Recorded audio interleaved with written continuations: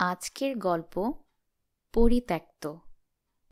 ঢাকা থেকে গল্পটি পাঠিয়েছেন জিনি। ভর দুপুরে আধ ঘন্টা দাঁড়িয়ে থেকেও যখন বাসের দেখা পেলাম না, তখন ইচ্ছা হচ্ছিল বিআরটিসির বাসগুলো সব লাথি মেরে ভেঙে ফেলি।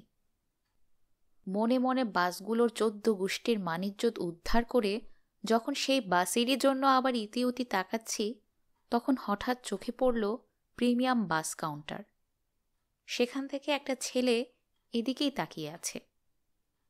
খুব চেনা চেনা লাগছে, কিন্তু চিনতে পারছি না।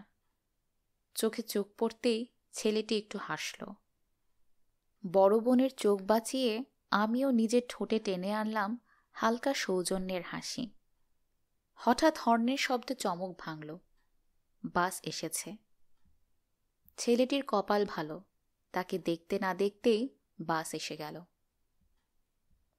বাসের সিটে নিজেকে সমর্পণ করে ভাবতে বসলাম, এই লাকি বয়কে আমি কবে কোথায় যেন দেখেছি। স্মৃতির ফাইলগুলো নাড়াচাড়া করতেই বেরিয়ে এলো। স্মৃতির স্তূপ থেকে বেরিয়ে এলো এক বৃষ্টি ভেজা দিনের স্মৃতি। তখন ক্লাস 9-এ পড়ি। জুলাই মাসের শেষ সপ্তাহ। আমার ষান্মাসিক পরীক্ষা চলছে। সেদিন ছিল আমার পদার্থবিজ্ঞান পরীক্ষা। সারা বছর ফাঁকি দেওয়ার ফলে স্বরচিত পদার্থবিজ্ঞানের সূত্র খাতায় লিখে দিয়ে ভগ্ন হৃদয় নিয়ে স্কুল থেকে যখন বের হলাম, তখন টিপ টিপ বৃষ্টি পড়ছে। কিছু দূর যেতে না যেতেই মুষলধারে বৃষ্টি শুরু হলো। আশপাশে একটা রিকশাও পেলাম না। বৃষ্টিকে চূড়ান্ত অভিশাপ দিতে দিতে কলোনির একটা বিল্ডিংয়ের সিঁড়িতে আশ্রয় নিলাম। হঠাৎ দেখি একটা ছেলে দৌড়াতে দৌড়াতে এদিকেই আসছে। হাতে ছোট বড় কয়েকটা ব্যাগ এবং দারুণ সুন্দর একটা ছাতা। ছেলেটা আমার দিকে ছোট্ট একটা ব্যাগ এগিয়ে দিয়ে হাঁপাতে হাঁপাতে বলল, ব্যাগটা একটু ধরবেন প্লিজ। অনিচ্ছা সত্ত্বেও ব্যাগটা নিয়ে দাঁড়িয়ে রইলাম। ছেলেটি ততক্ষণে বাকি জিনিসগুলো মেঝেতে রেখে ভেজা কাপড় ঝাড়তে শুরু করেছে। বুঝলাম না, ছাতা থাকতে ছেলেটা এত ভিজল কি করে। কিছুক্ষণ পর ছেলেটি বলল, আপনি কোথায় যাবেন? লালবাগ। ও আচ্ছা। কিছুক্ষণ চুপচাপ দাঁড়িয়ে থাকার পর বললাম, আপনার ব্যাগটা ধরুন। আপনার কাছে কলম হবে আর একটু কাগজ? কি প্রশ্নের কি জবাব! একবার ছেলেটির দিকে অগ্নিদৃষ্টি বর্ষণ করে কাগজ কলম এগিয়ে দিলাম। সেগুলো নিয়ে তরতর করে সে উপরে চলে গেল। আমি তো হতবাক, এ আবার কি! ছেলেটি নেমে এলো কিছুক্ষণ পরই। হাসি মুখে বলল, 1 মিনিট। এরপর আমাকে কিছু না বলেই বৃষ্টির মধ্যে বেরিয়ে গেল। ছাতাও নিল না।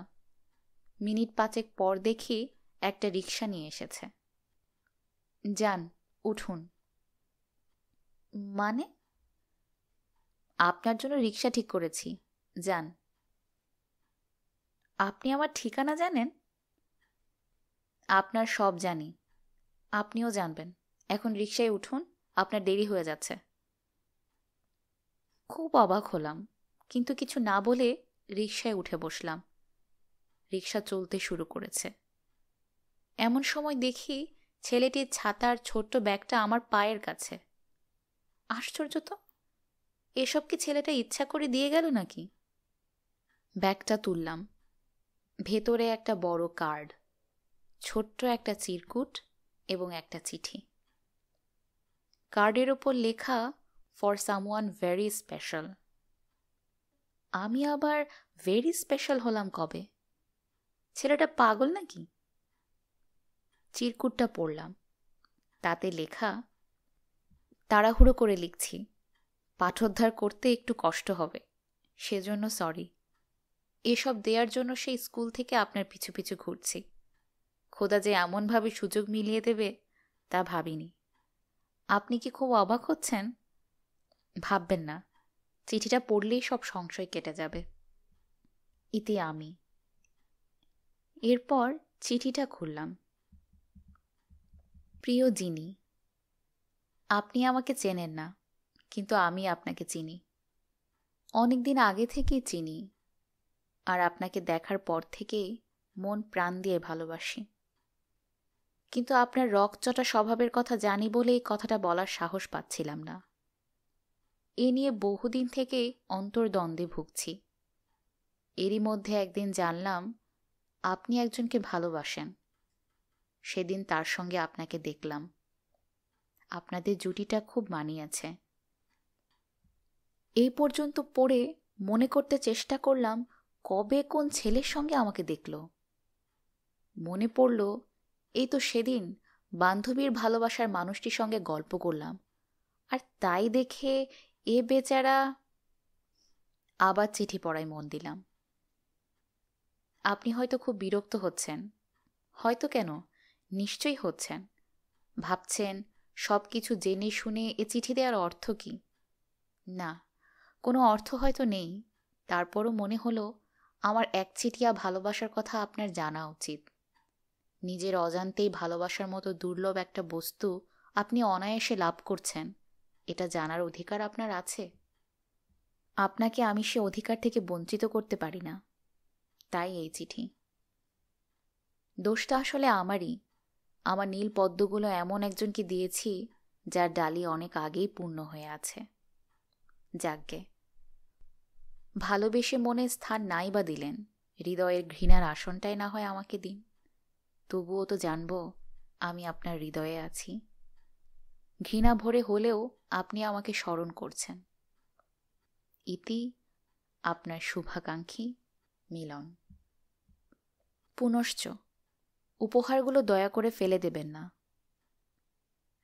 সেই অনুরোধটি আমি রাখতে পারিনি। রক্ষণশীল পরিবারের মেয়ে আমি। এসব জানাজানি হলে বাসায় তুলকালাম কাণ্ড শুরু হবে। ছাতাটা রাস্তার একপাশে ফেলে দিয়ে বাকি জিনিসগুলো ব্যাগে ভরে বাড়ি ফিরলাম। ছেলেটির জন্য নাকি ছাতাটার জন্য জানি না, আমার চোখে পানি চলে এসেছিল। আজ এতদিন পরে তাকে দেখে ইচ্ছা হলো বাস থেকে নেমে তার সঙ্গে কথা বলি। থাক, যা হওয়ার নয় তা ভেবে আর কি হবে।